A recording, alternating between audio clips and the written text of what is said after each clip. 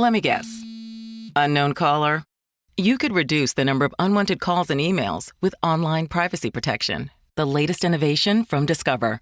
We'll help regularly remove your personal info, like your name and address, from 10 popular people search websites that could sell your data.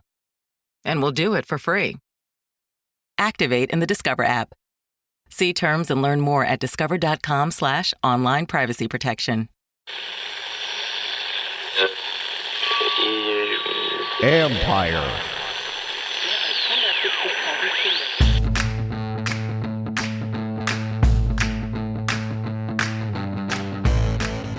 Hello and welcome to my podcast. Do me a favor, subscribe to the John Comm Report wherever you get your podcasts. You're watching on YouTube.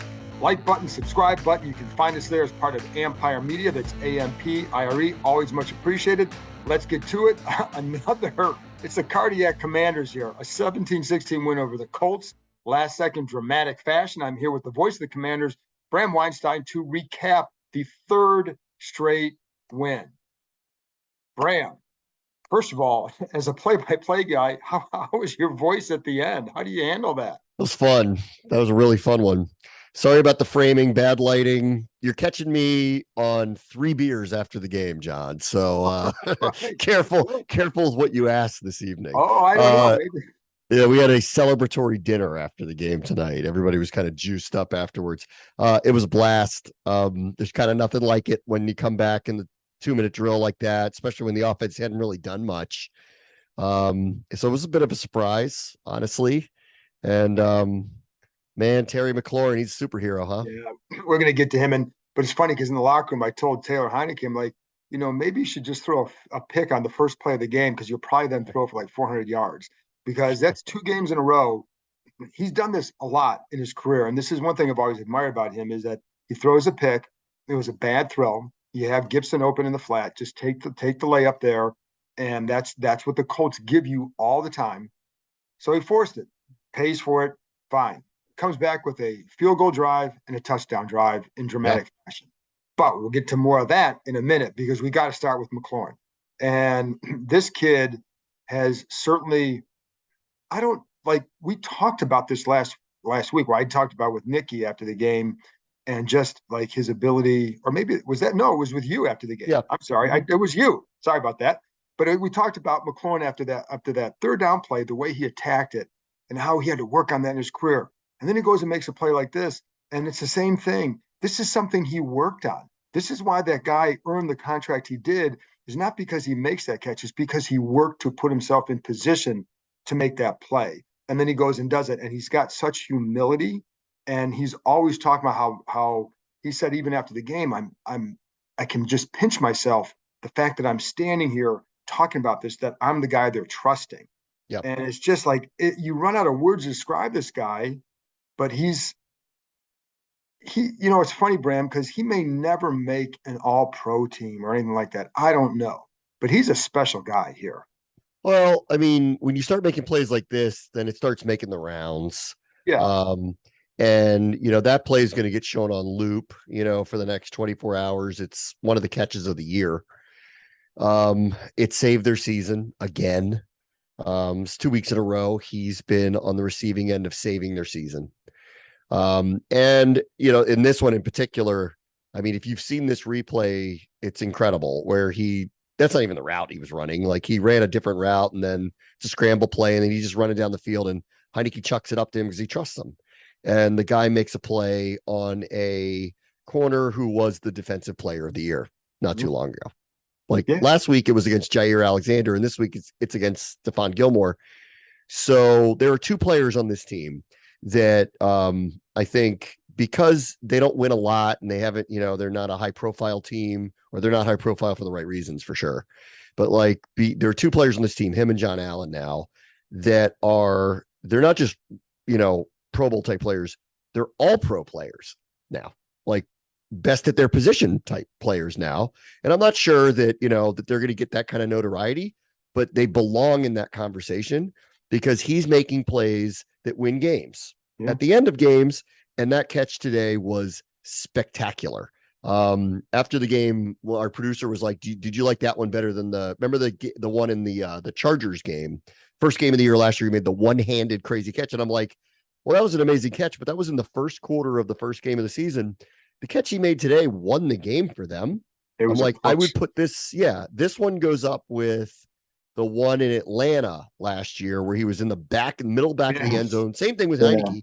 Fourth quarter, needed 2 drives to come back and win. And he just threw it up to him, and he gets into like a tussle with a corner in the back of the end zone, just comes up with the ball. This guy, I don't have words for him either. He's best receiver they've had in a very, very, very long time. If he had, stability at quarterback, let alone Pro Bowl caliber play at quarterback, I don't know what numbers would look like right now. And he's on track to pass Gary Clark as the most prolific receiver in the first 4 years of any receiver's career here. And that includes Hall of Famers like Art Monk and Charlie Taylor and people like that. And I'm hoping that he starts getting the notoriety league wide. And I really think it's largely because this team plays in the 1 o'clock window every week, and they're not a high profile team, and people just they just don't know. And this guy is as reliable and as clutch as any receiver they've had in recent memory. Well, and my point too in that is, regardless of whether he does or doesn't, he's a special player here. Yeah. And he is so right for this team. Like, he gives them a chance. And when you have guys like that, and I go back before the draft, and because I'm an Ohio State guy, I watched him in college. I knew his reputation from Ohio State. I did not expect this.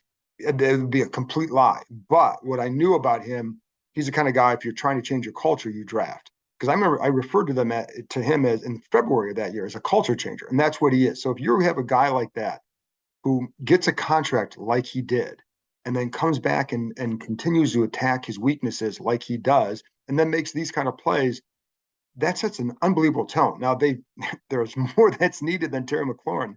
But when you have guys like that, and John Allen is very similar, they get these big contracts and they play better. Yes. That's rare. We're used to seeing the Dana Stubblefields of the world or Albert Haynesworth. They get the big deal and you come here and you flame out.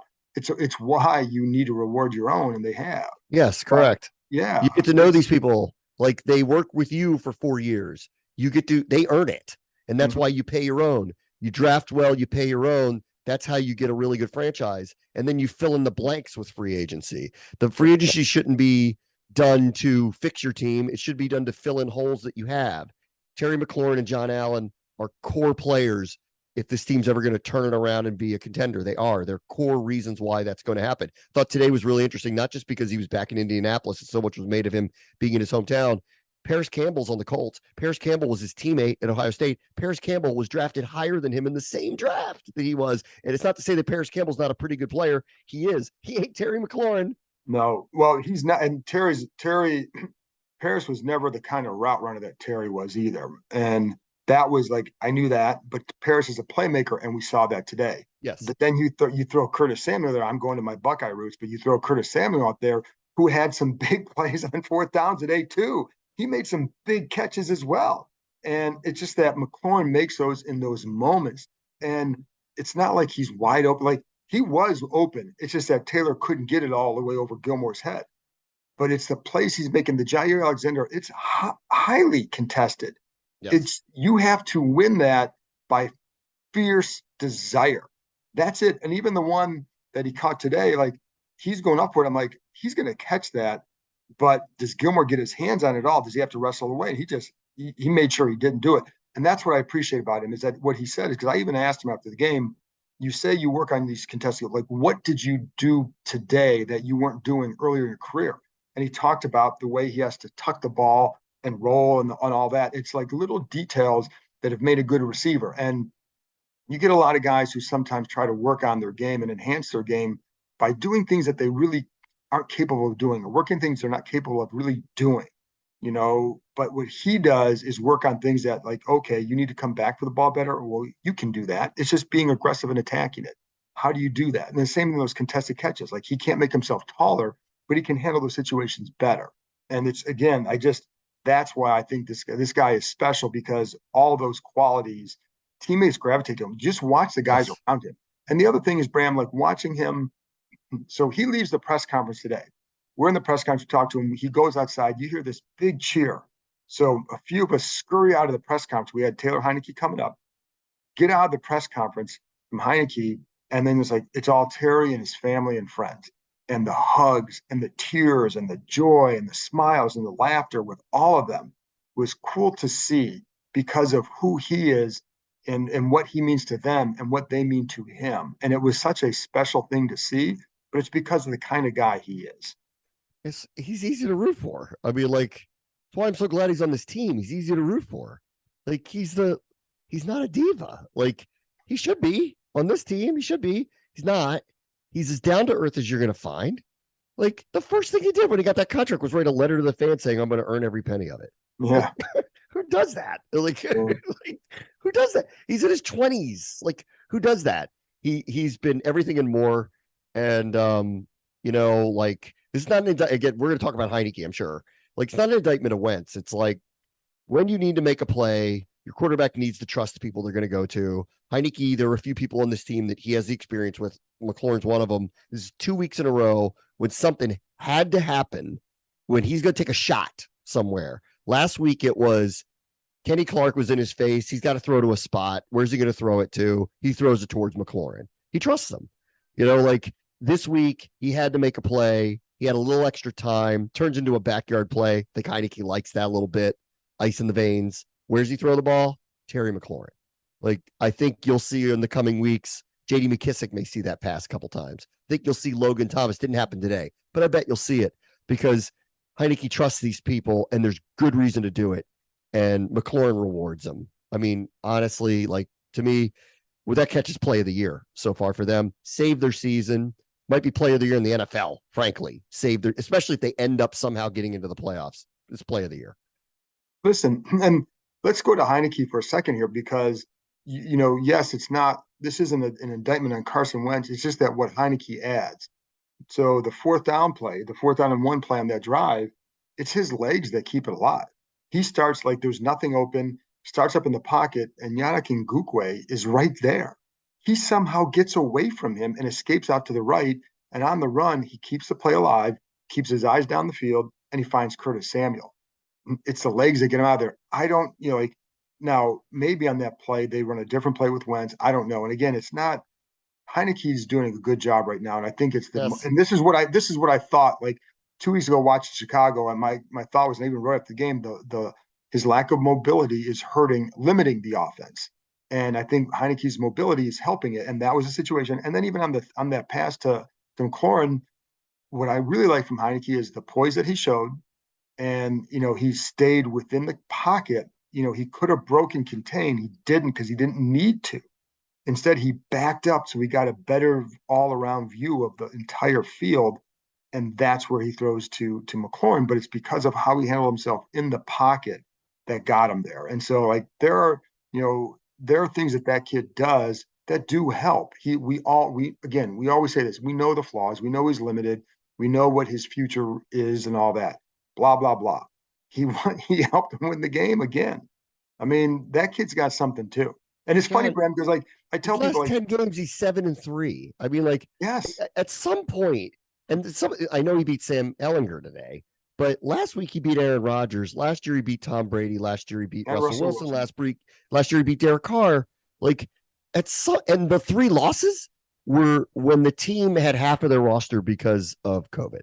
Mm-hmm. So, like, at some point, I think, I love this dude. Like, and I've been saying this for a long time that I love this dude. I like the grit he plays with. I think he just has a feel for the game that you can't teach. You pointed out a couple things that he did on his own that's not drawn up that way, that he just does naturally. This is, they're playing by the skin of their teeth here. So that's never going to consistently work out. And I see the flaws like everybody else, his height, his arm strength, all that stuff. I also see all the pluses. And what I'm really tired of talking about are the things that he's not, instead of just talking about what he's doing. Like, the guy's winning every week, coming back from 2 scores down in the fourth quarter. He's done this multiple times now. The guy is cool, calm, collected, has to make plays, converts 4th downs with under 2 minutes to go. Like, honestly, I thought the coaching staff did him no favors at the end of the first half with the way that they conducted the 2-minute drill, which I'm sure wasn't a big story, but should have been conservative. Should have been, like, the way that they handled the clock at the end of the first half. Like, I think they need to start trusting this guy a little bit more to make the plays, even if they're not exactly how they want them to go. Like, the guy has whatever it is, it's there in him. I can tell he's not Pat Mahomes or Josh Allen. I'm not pretending he's the greatest quarterback of all time. But for them right now, what he means in the locker room and how he's performing, I think people need to start focusing on that and stop focusing on all the limitations that supposedly he has. But he doesn't have a good arm, Bram. I'm kidding. This episode is brought to you by Smart Food, the sweet, salty snack you need this holiday season. Air Pop Popcorn, tossed in delicious white cheddar cheese, or mixed with sweet caramel and cheddar. It's the perfect snack for your smart holiday party. Shop now at snacks.com. Let's take a second to talk about something businesses love: reaching audiences. Amazon Ads helps brands connect with audiences through their passions. Here are some examples. You can huddle up with sports fans during Thursday Night Football, exclusively on Prime Video. Or connect with all the creative communities on Twitch and show up for streamers when they binge watch their favorite shows. Audiences know what they like, and with touch points for every passion, Amazon Ads knows how to reach them. To that point, like Rivera after the game, one of the things he said is that they are, and you said this too, like they're trying to look at the things they do well and not the things they can't do and enhance those. And he was speaking about the team, but to your point on Heineke, yes, that is what he does. And there are things that he can do to help. And I go back to knowledge of the offense. It allows you to get the ball out faster.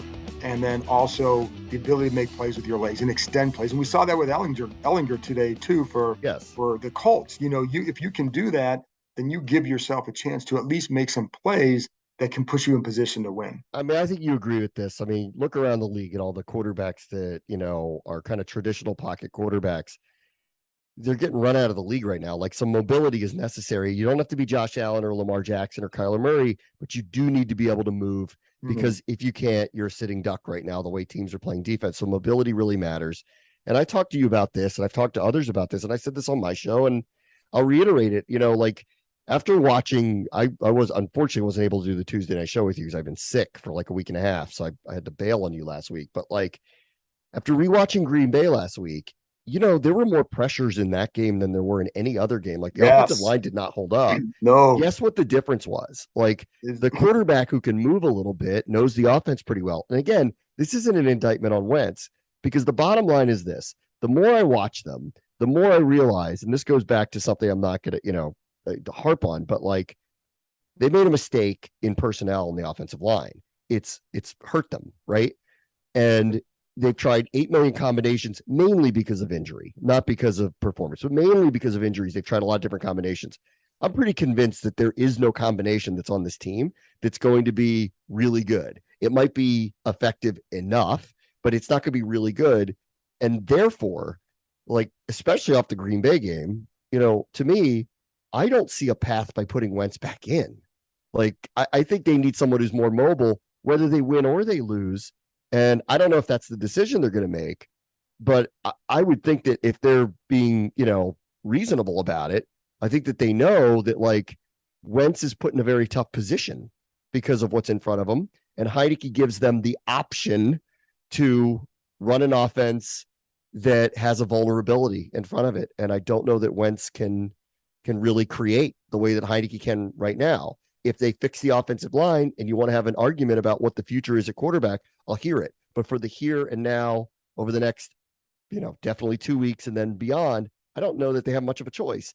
And if he keeps winning, he'll make the choice very easy for them. Oh, listen, if he keeps winning, there is no choice. If he wins one of these next 2 games, there's no choice. They'll stick with him. Period. You know what I mean? You can't go back, because you listen to the teammates, what they say, you read the locker room, you're winning. And if you think that he is contributing to that, why would you change to go back to try and keep building something? And that's not to say that, let's say they have a really good finish and Wentz goes back in at some point and plays pretty well, he can still be your guy of the future.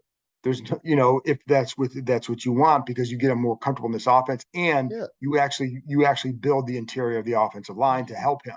and to help both of them. I would But love to talk to Rivera about the 85 Bears and the Bears teams he played on, because Jim McMahon's not in the Hall of Fame. Jim McMahon wasn't the reason why the Bears were great. He was a good quarterback, but like they had an incredible run game with Walter Payton and others, and they had an incredible defense for a couple of years. And like Jim McMahon was probably perceived as limited in some way, but he was really well liked in the locker room. I'd love to talk to him about it and see if there is a comparison here. You know what I mean? Like, we don't have Pat Mahomes on this team where it makes it really easy to sit there and go, well, we're set at that position, and this guy might go win games on his own because he's so, uber talented. The Chiefs, the Bills, and a few select others are very lucky to have that. Everyone else is in this boat of trying to find the guy, and you can find flaws in everybody's game if you want to, even with the guys who might have the huge arm strength or this thing that you want them to have. I just know what I see with this guy. And I've loved him from like last year. I just think you can win with him. And I see how the players relate to him. And that matters. It really matters. They buy into what he's doing. They've got his back. They trust him. McLaurin goes and gets the ball for him. They will block for him. This defense knows they're never out of a game. And there's something about that to me is priceless. Like, honestly, it is. And I see he's got limitations, but and so does everybody else. Who doesn't? Well, and I think the one thing that you and I see too, and when you're in there talking to players, is how it's not just what they say about him, it's how they say it. It's how they light up when they talk about him. It's how, if you ask him well, hey, what do you think about, he just has it, right? I wrote a story about him for this weekend for ESPN.com. And it was just about he's a regular dude, right? That's kind of what people would say. But I was talking to Tress Way about this, and he just said he's got that it factor. And I said, if you just watch him on film, like you watch him on the coach's film after a game, right? We'll watch it. There's no emotion to it. It's really just watching film. It's different than if you feel the presence, right? And that's one thing that he was saying, you can feel what he means to them when you're on the sidelines, when you're in the huddle, or if guys in the huddle will say that. And again, when he's bad, he can look really bad. We know that. All right, we've seen it. But the key is they're responding to him. And, the issues they have on offense are offensive line. They need to get the run game consistent. And yeah, there are things I felt like outside of really one throw, and maybe there were some others, but the interception, that was a really bad decision to me. Yeah. But otherwise, this is a game that you had to manage the game, because that is a good Colts defense. I felt like this was going to be a tough game. In fact, for my prediction show, I even did, and some guy got annoyed with me, and I just say to you, because I think I did a coin flip, and there's a coin flip app, and I flipped it, and it came up tails for the Colts. I was like, you know what? I think Washington. I said, I'm not going with that. Washington wins by 1, because you knew it was going to be that kind of a game. They're mirror images. The Colts have a really good defensive front, and I knew it was going to be hard for them to move it. So he had to manage the game well, in addition to making those plays at the end, and he did outside of the one play. That was a bad. Again, the Colts give you that stuff to the running backs. Take it. It was there, but he made a bad decision. And he came back from it, and that there's something to be said, a lot to be said for that. Do you purchase different color shoes every time Washington wins, or no? Well, in the past I could, because it didn't cost me that much, so it was okay, So there were a couple of years where I didn't spend any money on it, but no, I think yeah, that's a cool thing about him, though, because even last week. This goes back to the regular guy mentality that he has. And just, I think both he and McLaurin are like this, where they just kind of feel like McLaurin will always say, I don't take this for granted. He wants to be a role model. He wants to inspire people. And I think they both will talk about their moments when they were kids and what it meant to them to see a Marvin Harrison, or to be Taylor would be at a camp and see these, the players, and get their autographs and all that. And for them to be in position to do that, it matters to them. And, with Heinicke after the game last week, and I was walking outside the press room with him, and I said, like, do you know, like, you're aware you get these bonuses, these $125,000 every time you win? He goes, yeah, I know. He's aware of And of that. course he knows. Of course he knows. Listen, if Yeah. I got $50 a week for writing a better story, I'm going to know it. 125K, yeah, you know it. But what was cool to see is the joy that he describes, like, he goes, every time I get this, I buy myself a new pair of Jordans. Like, it's a cool thing for him to do that. He doesn't take it for granted that he can do this. Yeah. So I think that, there's the appeal to that. When you watch him just walk through the locker room, he's not an imposing guy. He's just, No, he's not. like, he doesn't have some sculpted body. Like, he doesn't look like he's cut from Quarterback Central casting, right? But that's part of the appeal. So what?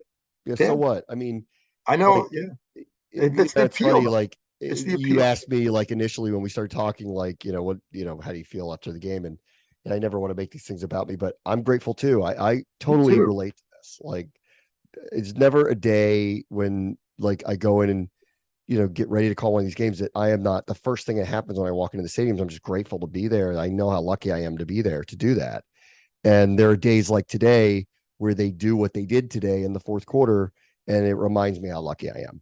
And it was really, it was a very special thing to see that today, to see him throw that pass to McLaurin at that stage of the game and be able to kind of live it, kind of with them. Just amazing. It really was amazing. And now this team, as they have, and I know it's skin of their teeth every week, but like they have 3 years in a row under Ron Rivera, somehow righted themselves, and they've given themselves a shot. And the unfortunate part for them is the division is acting so ridiculously dominant this year that there's no real path to winning the division, but there's a real path to making the playoffs if they're going to continue to play like this. Mm-hmm. And so I'm excited for the second half ride. Well, they're in that wild card. There's 3 wild cards. They're in that hunt big time. And right now, the entire division would be in the playoffs. Yeah. Which is silly, but it's true. Right. And they're 2 games behind the Giants, 2 games behind the Cowboys. You got 2 big games coming up, and we can get to some of those on Tuesday, because Minnesota and Philly, this isn't going to define their season because you can come back from that. But this certainly can. You split these games, you put yourself in a different category to me. If you want to be that serious team, you can still recover, but still. This episode is sponsored by State Farm. Buying insurance can be complicated, and you might have a lot of questions, like, what if my policy doesn't cover that? Or, what if I need to make a claim in the middle of the night? Good news, State Farm is there for all your what-ifs. You can reach them 24/7, talk through any questions with your agent, and you can even file a claim on the State Farm mobile app. Like a good neighbor, State Farm is there. Call or go to statefarm.com to get a quote today. On a beautiful run through the park on a pleasant day, you can easily get lost. No! She didn't kill him. Huh? In your true crime podcast. It was the pool guy. So obvious. Whatever motivates you works for us. It's all about letting your run be your run. And Brooks is here for every runner, doing the research and sweating the details to create gear that works for you. It's your run. Brooks, run happy. I do want to talk about, too, though, the defense and John Allen. And, there were plays that he made. And here's the other thing, Bram, with the defense, that one of the things that this team, and I really like their safeties, Derek Forrest, Cam Curl, and I think Bobby McCain's done a nice job. The versatility of that group is what I like. So today, without Cole Holcomb, they had to be creative defensively. And I know they gave up some big plays on defense. We saw that. Okay. But you are missing your linebacker. So they gave Cam Curl the green dot. He was calling the plays. He's relaying the stuff in.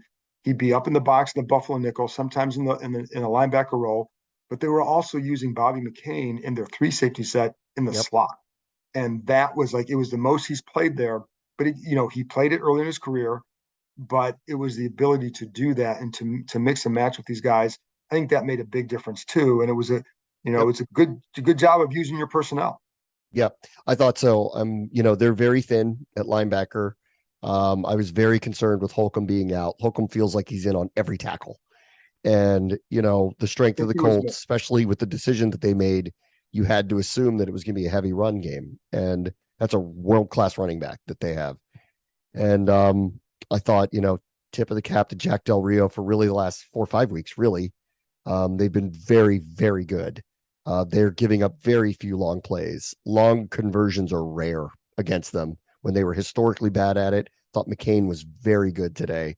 Asked to do a lot of different things today. Not surprised by Curl. I've grown accustomed to him being used in versatile manners and coming through for them.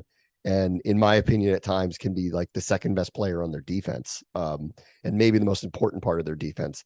And I think he was a big, big absence the first couple of games of the year when things were kind of going wrong early for them when he wasn't playing. I thought he was a really big deal that he wasn't out there. So, I think I agree with you. Like, I think they did a very good job. I do think the Colts played into their hands a little bit. They had the opportunity here if they were willing to kind of unleash this guy a little bit. The big problem, and I was with you too, that this is a toss-up one because they're kind of mirror images. They have a lot of the same problems and a lot of the same similar strengths.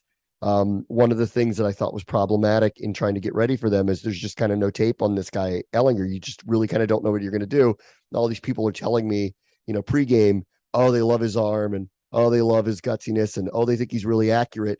Well, he threw one pass down the field the entire game.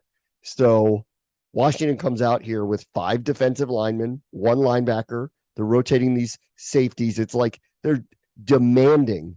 They're screaming at you, we're not going to let you run the ball, or we're not going to let you run it effectively. And the Colts really didn't seem to adjust to much of that at all. I also think they were extraordinarily conservative in a couple of spots where if they really trusted this quarterback, they could have let him try to put the game away late on the 4th down where they kicked a chip shot field goal instead of going for it.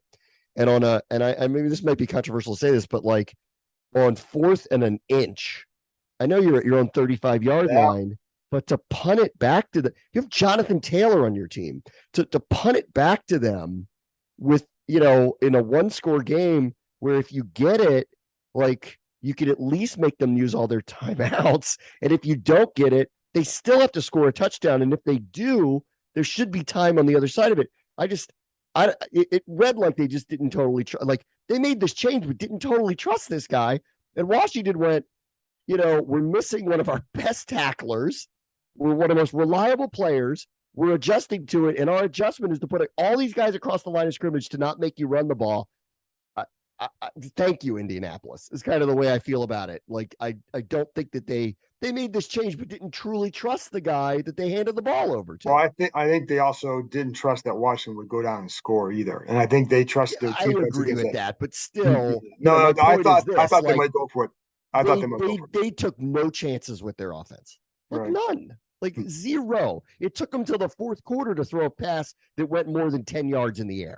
Yeah, and why would you change quarterbacks if you're not willing to even let him try a pass down the field? Where I felt like he helped them was he could extend plays, and we saw that. And this is one of the things I want to get into. We only got about 5-6 minutes left, but it was after the game. Rivera was actually seemed to be pretty frustrated, very happy with the win, sure, but he was frustrated because he felt like there were guys who were, quote, like basically just doing their own thing out there. He said that's crap. And somebody asked him, you seem frustrated. He goes, yes, he is, because he knows that you can't get away with some of what they did today against better teams. There was some. You know what he was talking about? Because I didn't know what he was talking about. Well, I want to go back and look at it, but there were times where I felt like the gap rush discipline was bad, and there were times where I felt like it looked like maybe up front where there's some guys trying to get into gaps where they shouldn't have been. I don't know if that's what he's talking about, because those were some plays where that was showing up consistently to me, where he was able to find gaps and creases in the pass rush to get out of there. Now, that may not be what he's talking about. I don't know, but it was telling that that's where he was going a few times with it, because I think he knows that if you want to beat Minnesota, you want to beat Philly, you can't play the same way and do that. And I actually I like that he's putting that demand out there. Now, I know that you're funny because you hear some people, well, do that for the coach. You're holding the players accountable. There are things you can ask them to do. If you're asking them to do X, then they need to do X. If they don't like doing it, then find someone else who will. Because you can say it's the wrong thing to ask them. No, it's not. To stay in your gap is not the wrong thing to ask somebody. So, but it looked like that happened a few times. I need to go back and watch it before I go much more on that and find out more what he was talking about. But I did think that was telling. I did like how John Allen played, made a huge stop inside the red zone, couple big stops, he did not force that fumble, but he was right there. Another really nice job. I liked him that, I think it was was it a fourth down? With the third, I forced the field goal. But it was all, he beats Quentin Nelson, just pure desire. I also, Bram, we need to talk for a minute about the special teams. And I think they've been very good the last few weeks. And when you're playing these close games, you've got to get that effort. And I talked to Jeremy Reeves about this after the game. And his thing was, he said, we're a very competitive unit. He goes, you got guys like Percy Butler, Christian Holmes, David Mayo, guys who are competitive out there. And he said it rubs off. And I think they have been doing a good job in turning the field position and winning that battle. Tressway's been awesome. So, those are just a couple more things. So if you want anything you want to close with. Tressway had one today that they got a sack or a penalty. I don't remember. I think it was a sack inside the 10, forced a kick from the end zone. Tressway killed one. Yes. And Kiki Cutie ran back 20 yards from where he was lined up to field the punt. And Tressway has been a weapon for them for a long time. He was a real weapon. Been really good with it too. And it is these moments that you remember in a 1-point game that you go, that was really important. Christian Holmes made a mistake early in the year. He has made up for it and then some as a gunner for them. Percy Butler's made plays. They've gotten lucky with a couple of muff punts. Yeah, the special teams, they had an anomaly aberration game where they had I think it was Detroit, where they had a really bad, that was the everybody game. It was surprising. They were as bad as the two units. The offense couldn't do anything. The defense kept giving up big plays, and the special teams just made a bunch of crazy errors in the same game. It was just everything went wrong at the same time, and they've been pretty good since. Really good the last few weeks. And I guess if you want to complain about one thing, could they use a little more juice on the punt return? Yeah, I think they could. Yeah, and maybe that's something they can decide about. And maybe it's something they would have thought to turn over to Jahan Dotson, but because of the injury, there's just no realistic. Yeah, they're not going to do that. They would only go to Dotson in a situation where they're kicking from their own end zone. You want a big play, and you can get it the 50. Yeah, but now at the hamstring, I don't even think they'd risk it. No. And, again, this goes back to somehow you need to keep DeAndre Carter here. He was a good spark for them. It's all gone, but that was another mistake in the offseason. But there you go. So 3 in a row. We're going to talk more about all this on Tuesday night, 7:30 Eastern time, the live YouTube stream. Check us out there because we're going to talk about this. And then we can dive into more of the Minnesota Philly and looking ahead. What do we really know about this team at this point? And Bram and I'll get a chance to go back and watch the game, fill you in on more stuff, and have a good chance to answer your questions. And if you what the concerns you obviously still have, because everybody's got concerns. 3 in a row, but it's not perfect. So there you go. Bram, thanks for joining me. And again, Tuesday night, 7:30 Eastern time, live on YouTube stream. We will talk to you next time.